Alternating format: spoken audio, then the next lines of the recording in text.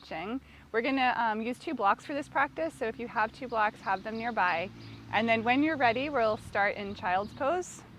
And I know that child's pose doesn't work for everybody, so if you'd rather start on your back, you can certainly do that too. And so once you're in your child's pose, start to connect to your breath. As you inhale, feel the upper back expand. And then as you exhale, maybe feel the hips get heavier or feel that gentle lifting and toning in your belly.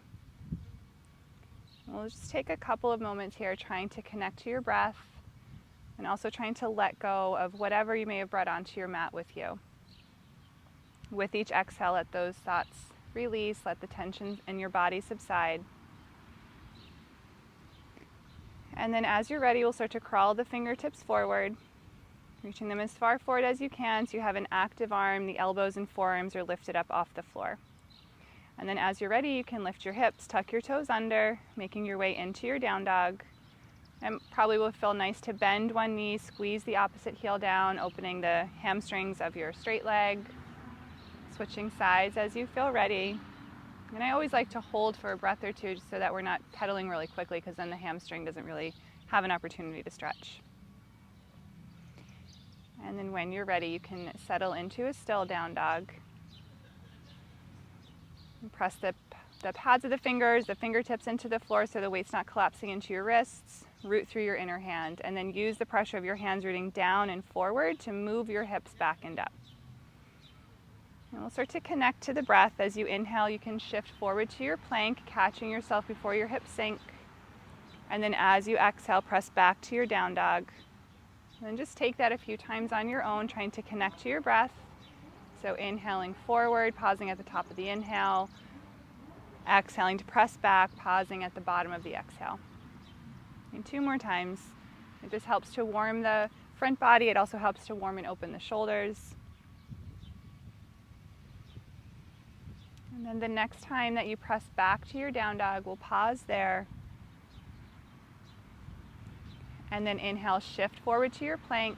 We're going to hold this one, so if you'd rather lower your knees to the floor, you can. It doesn't matter if your knees are down, but it does matter if our hips are sinking. So keep the tops of the thigh bones lifting up, and then angle the tailbone away from the back waist so you feel that lift through your belly. Keep the gaze slightly forward, and then slowly as you exhale, lower all the way down, trying to land with your wrists under your elbows. Okay, once you're there, we're going to take the arms down by our sides. You can flip your hands so that the palms are pressing down instead of the knuckles.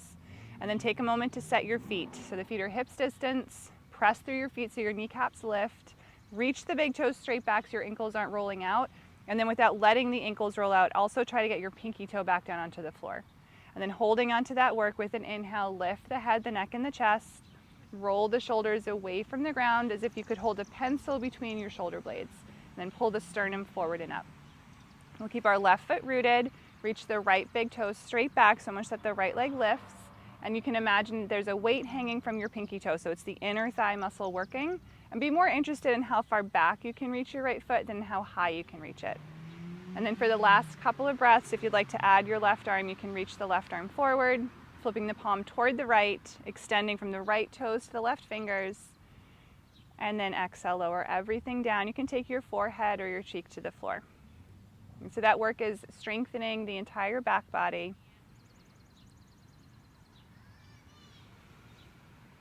And then as you're ready, we'll take it onto the other side. So again, starting with your feet, root the feet down, kneecaps lift, reach the big toes straight back, and keep the pinky toes heavy. And then with your inhale, lift the head, the neck, and the chest.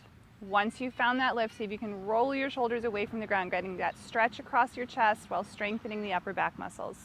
You'll keep the right foot rooted, reach the left big toe straight back so much that the leg lifts, trying to keep the pinky edge of your foot heavy so you're not gripping the glutes. And then for the last couple of breaths, if you want to reach the right arm forward, go ahead. Spinning the palm toward the left. Reach through the fingertips. Try to feel the tricep working. Maybe lift the arm a little higher. And then exhale, lower everything down. Forehead or opposite cheek to the floor. Okay, and then we'll take the hands by the low ribs. So wrists under the elbows, elbows pin in. We're setting ourselves for either plank or modified plank, and in this transition up, try to pay attention to the low belly lifting before the chest. Okay, so use your exhale, press the ground away from you, lifting up straight as a board. Then you can tuck your toes under, Press your hips back and up, coming into your down dog. And press the hands into the ground and away from you, trying to find that length from the wrist to the sit bones. We'll take a nice long inhale. At the bottom of your exhale, look forward and step or lightly hop your feet between your hands. Inhale to lengthen your spine. Try to feel some of that same work in the upper back. Exhale to fold in. Nice long inhale to hinge at your hips, rise all the way up. And then exhale the hands together in front of the heart. Inhale, lift the arms. Exhale, hinge at your hips and fold in. Inhale, lengthen, draw the heart forward. Keep the length of your spine, step back to your plank. Take one inhale here. Exhale, bend your elbows, lower all the way down, untuck your toes. Press through your feet, inhale, peel the chest away from the ground. Exhale, lower your chest back down. Press up through your plank, either full or modified, and then back to your down dog. A couple rounds of breath here, starting to build some heat and openness through the body. Take a nice long inhale. At the bottom of your exhale, look forward and step or lightly hop your feet to your hands. Inhale, lengthen your spine, more weight through the balls of the feet. Exhale to fold in, let your head be heavy. Hinge at your hips, rise all the way up. And exhale the hands together in front of the heart. We'll take that one more time. Inhale, lift the arms. Exhale, hinge and fold. Inhale, lengthen. Exhale, step to plank. Once you get to plank, take an inhale. Exhale, bend your elbows, lower all the way or halfway. Your inhale is either cobra or up dog, lifting the legs up off the floor. And then exhaling back to down dog. And so our sun salutes help to warm and open the body. We'll take a nice long inhale. And at the bottom of your exhale, look forward. And again, step or hop your feet to your hands. Inhale, lengthen the spine. Exhale, fold in. Hinge at your hips, rise all the way up. And then exhale the hands together in front of the heart. Right, inhale, lift the arms. Exhale, hinge and fold. Inhale to lengthen. And from here, we're going to lift our hands up onto our blocks. And we're going to practice stepping our foot back, which is something we do often, but when we really pay attention, we can try to fine tune it and get a little bit more out of it. Okay, so we're going to shift the weight into the right foot as you simultaneously lift the left leg, and then bend the right leg, find the back edge of the mat with your left foot. And then we'll step forward. So shift the weight back into the right foot, step your left foot up. Again, press into the right foot, lift your left leg as you bend the right leg, trying to land quietly at the back edge of your mat. And then one more time, shift forward, step the left foot up. And then last time, press into the right foot as you lift your left leg, bend the right leg, and this time we'll pause. Okay, so maybe you feel a little bit more awareness of your right outer hip after moving back and forth like that. So stamp down through the right heel, that'll fire up the right outer hip even more. Root down through the right big toe mound. And then you're driving your left heel back, squeeze your left quad so the left leg is straight. Lengthen from the left heel to the crown of the head. And then see if you can hug the outer hips in even more and lift through the low belly so you're firming into the midline. You can stay here with your hands on your blocks, or maybe get a little bit lighter on the hands so you're not dumping the weight into them. The next step would be to take the hands together in front of the heart, and then to strengthen the back, you can reach the arms forward, but if you have anything going on in the shoulders, just keep your hands at heart center. So lengthening from the back heel through the fingertips, keep hugging the outer hips in, keep lifting through the low belly. We'll take one more inhale, and then exhale your hands back to your blocks and straighten into the front leg. Okay, so this might feel like a little bit of a break, but we want to make sure we're still working the action, so you can shorten your stance or lift your hands up as much as you need to, so you can pin the right hip into the midline without tipping onto the outer edge of the front foot, and then pull the chest forward, lengthen the spine. Only if you can keep this, then maybe hinge at your hip crease to fold in. But if your back rounds, your hip swings out, that's your body going around the pose. And it's in these little refinements that we can really try to find the bigger picture of yoga, or mindfulness and this ability to pay better attention so that we can make better choices. Okay, and then we'll rebend the front leg. Lengthen your stance back out if you shortened it so that you can have a right angle in your front leg. And then this time we'll tuck the right thumb into the hip crease, pin the hip back and in without letting the right knee swing out and without letting the left thigh bone drop down. And then from there, pull your chest forward, lengthen the spine. Exhale to twist open, lift the right arm unless that bothers your shoulder. Okay, so we're still hugging the outer hips in, still lifting through the low belly. And then find that length again from the back heel to the crown of the head. Use that length to help you rotate open some more. Pull the left side of the ribs out from under you. And then you can lower the right hand down, set your blocks off to the side, line the fingertips up with the pinky toe, step to your plank. Once you're in plank, if you want the vinyasa, take it, or lift your hips back and up to your down dog.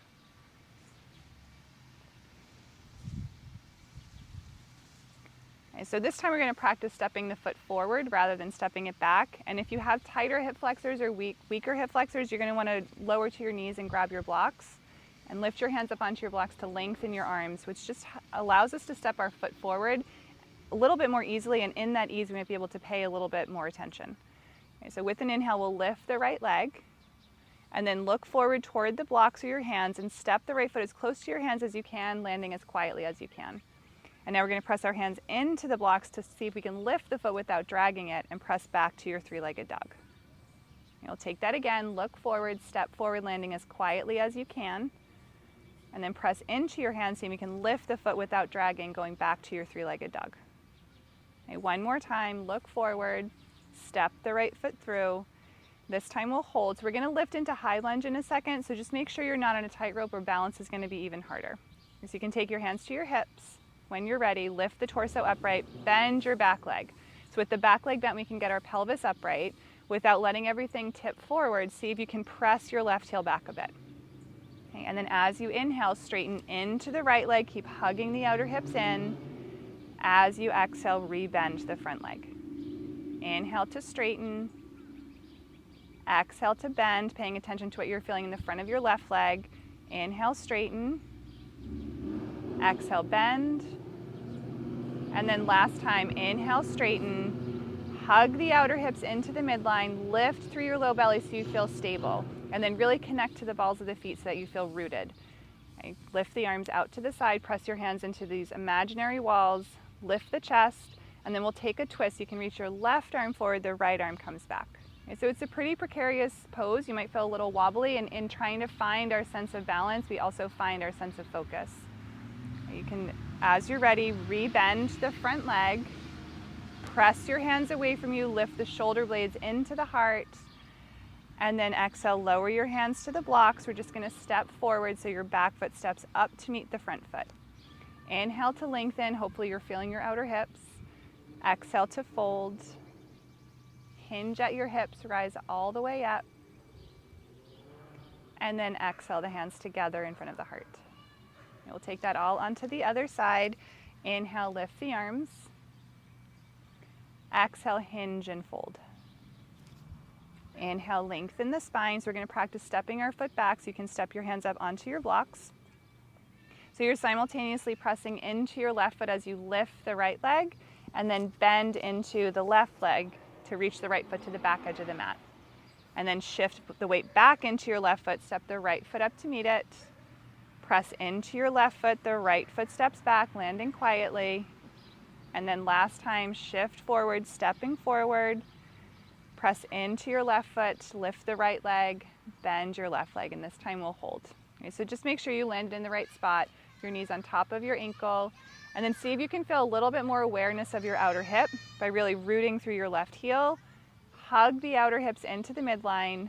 Drive the right heel back as you pull your chest forward so you're finding that length in two directions. And then make sure you feel stable by hugging everything into the midline. Maybe get a little lighter on your hands. Maybe take the hands together in front of the heart. And if it's going to work for your back and shoulders, you can try reaching the arms forward. It doesn't look like a crazy pose, but it's a lot of work through the spinal muscles and the whole core. And so keep hugging the outer hips in. Let go of any gripping in the front toes, the jaw, and the tongue. We'll take one more inhale. And then exhale your hands back to your blocks and straighten into the front leg. And take a second to refine here. So shorten your stance if you need to. Lift your hands as high as you need to so you can straighten your front leg. And we know the leg is straight when the kneecap is lifting, the quad is working. Make sure the left hip's not swinging out, and at the same time, root down through your left big toe mound. Use your inhale to pull the chest forward, and then maybe fold in.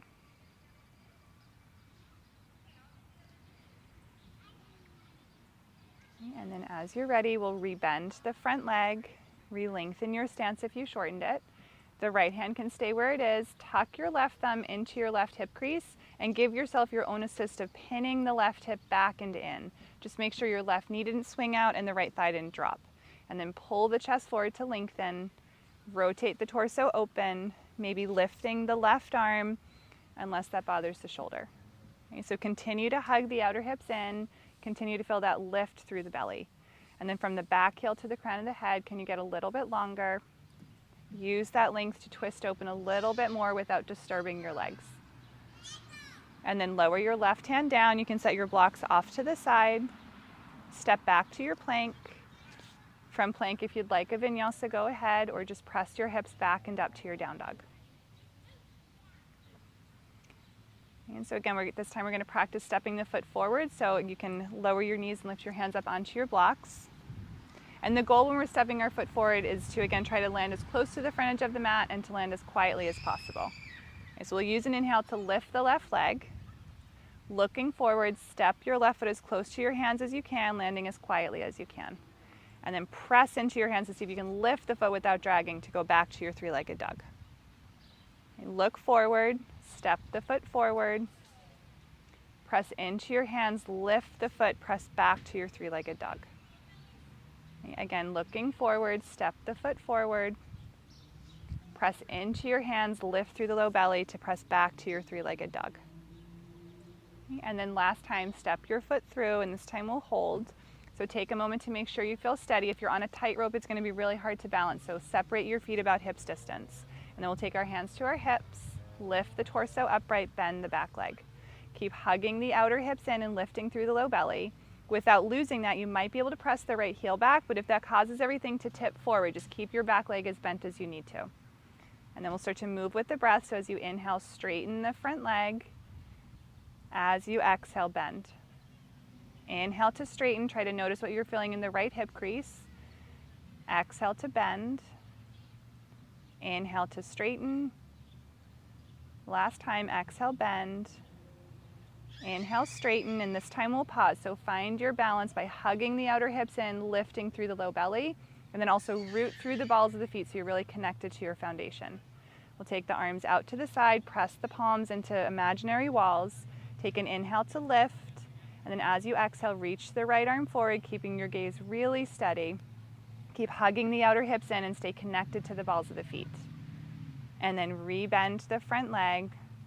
Take a nice long inhale, lift the heart, press through the palms, and then exhale the hands to the floor. You can set your blocks off to the side. And we're just going to step forward, so the back foot steps up to meet the front foot. Inhale to lengthen. Exhale to fold. Hinge at your hips, rise all the way up. And then exhale your hands together in front of the heart. So we'll take a vinyasa to wipe that off. Inhale, lift the arms. Exhale, hinge and fold. Inhale, lengthen. And then exhale, make your way through your vinyasa. Or you can skip it and go straight to down dog.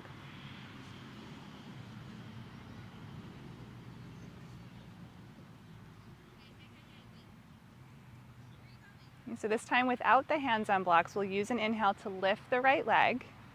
Look toward your hands. Step your foot forward.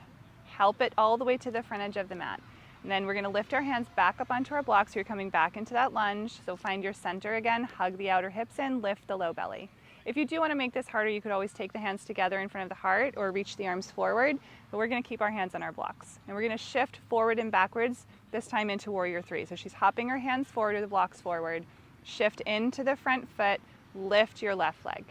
And then very slowly bend the right leg, find the back edge of the mat with the left foot. Okay, taking that again without pushing off the ball of the foot, just shift everything forward, gliding forward, straighten the right leg, lift the left leg, and then rebend the right leg, find the back edge of the mat with the left foot. Okay, last time, shift forward, lift your left leg. Okay, hug the outer hips in, feel the lift of the belly. So this whole practice trying to find this sense of balance by coming into your center.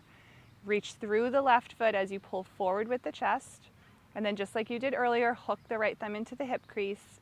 Press your hip back as you pull your chest forward. And then start to rotate your torso open, maybe lifting the right arm. Okay, so making sure when you twist that your left leg doesn't drop. Keep firing up your left quad, press through your left heel, pull the chest forward. Take one more inhale. And then we'll lower the right hand down. Slowly bend your right leg to find the back edge of the mat with your left foot. Walk your hands back in line with the foot. Step back to your plank. The vinyasa is optional. You can take it or leave it. So if you feel uneven, it's usually best to skip the vinyasa. And just take a moment or two here. Okay, so I'm hoping that you're feeling your outer hips, maybe the muscles in your hip crease and the lift of the belly. So with an inhale, lift the left leg. Looking forward, step your foot forward, trying to get it as close to the front edge of your mat as you can, and then help it all the way up there if it didn't get there. Lift your hands up onto your blocks and take a moment to set your lunge here, finding that length from the crown of the head to the back heel. And again, if you want to make it harder, feel free to take the hands together in front of the heart or to reach the arms forward. We're going to hop our blocks forward about a foot if you're using them, and then slowly shift into your left foot to lift the right leg without pushing off the ball of the back foot. And then very slowly bend the left leg, find the back edge of the mat with the right foot. We'll take that again, shifting or gliding forward, straighten your left leg, lift the right leg, re-bend your standing leg, find the back edge of the mat with the right foot. And then last time, shift forward, lift your leg, this time we'll hold. And again, try to hug the outer hips in and lift through the low belly. And then from that sense of center or strength, can you lengthen from the right heel to the crown of the head? If your hands are still lifted, lower them to your blocks. We'll tuck the left thumb into the hip crease. Press your hip back as you pull your chest forward, keeping that rotate the torso open, and maybe lift the left arm unless that bothers your shoulder. Right? And so the exit route here is for the right leg to drop. So really work that right leg, reach through the right foot. As you do that, pull forward with the chest, and then rotate open any amount more. And we'll lower the left hand down. Bend your left leg, find the back edge of the mat with the right foot. You can set your blocks off to the side, step to your plank, and again, the vinyasa is optional. You can take it or leave it. And we'll take several rounds of breath here, so it might feel nice to come to child's pose again. So if you want to lower your knees, bring the big toes together, you can rest in child's pose. And just maybe try to notice the quality of your mind, whether you're moving with the breath through our suns, whether you're holding those poses that might require a little bit more strength or balance. And then once you get here into this pose, that should be more restful.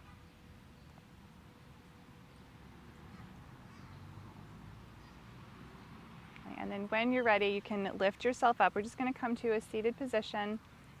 We're going to stretch out the outer hips after all of that. So you can either come into Sukhasana, which is when our shins are crossed. If you want a different hip opener, you can always come into Gomukhasana, where your knees are crossed. So I would recommend taking the one that's going to give you the deepest stretch for your outer hips since they were working so hard. And remember, you can always lift yourself up onto a block if you need to. So we'll start by tenting the fingers back behind us, lift the chest. Stay right here, or you can fold over your legs. You can rest your forehead on the floor or a stack of blocks if you have them. And for some reason, when we let go of the weight of the head, it just allows the hips to release a little bit more. And we'll just take a couple rounds of breath here. You're trying to stretch out those muscles that we're working so hard so that we're creating muscles that are both long and strong, or muscles that can contract and release.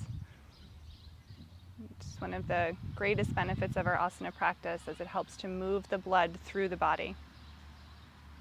And if you're having a hard time releasing those muscles, the breath can be helpful. So just focusing on the outer hips as you exhale, and keeping the breath long and deep.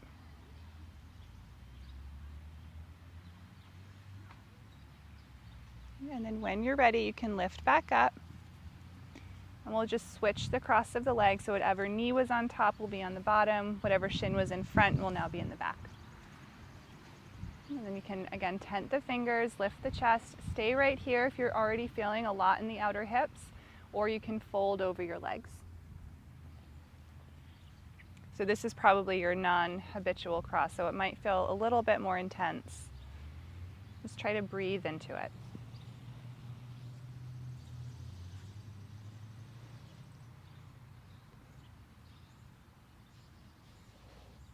And again, maybe noticing the quality of the mind. The sutras define yoga as the cessation of the fluctuations of the mind, which is a very wordy way to say it's when the thoughts are stilled, when we have that sense of steadiness, which is another benefit of our asana practice. We can find that sense of steadiness by connecting to our breath, paying attention to the sensation, working the alignment in each pose, and even working hard. So the harder we work, the less the mind can travel. And then when you're ready, you can lift back up. We'll make our way down onto our backs. You can just lie flat on your back. Now have your block nearby. We're going to come into a supported bridge. So you can press into your heels to lift your hips and slide the block underneath your sacrum so it's pretty close to your tailbone, making sure it's not in the arch of your low back. Right, and now just allowing the front of the leg to release and open a bit. And if you want to deepen this, you could always slide one heel forward. But if you feel anything in your low back when you do that, just keep the legs bent. And just a couple breaths here. And so our yoga practice unites a whole bunch of different opposites. We already talked about strength and flexibility, but also activity and rest. So we want to try to not skip this part, which I know a lot of us like to do. And so when you're ready, you can lift your hips, slide the block out from under you, lower your hips down. We'll just finish with a quick twist. So you can cross the right leg over the left if you want. Scoot your hips over to the right and then allow your knees to drop over to the left. You can always slide some blocks underneath the legs if they don't make it to the floor. And just a couple of breaths here, neutralizing the spine. Let your body be heavy.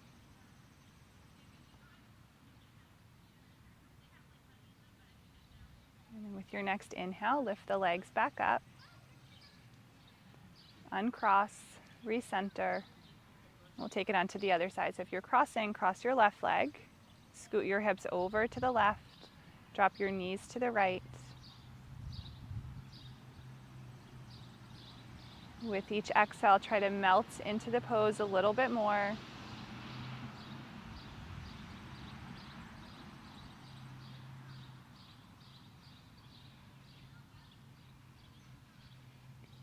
And then we'll lift the legs back up.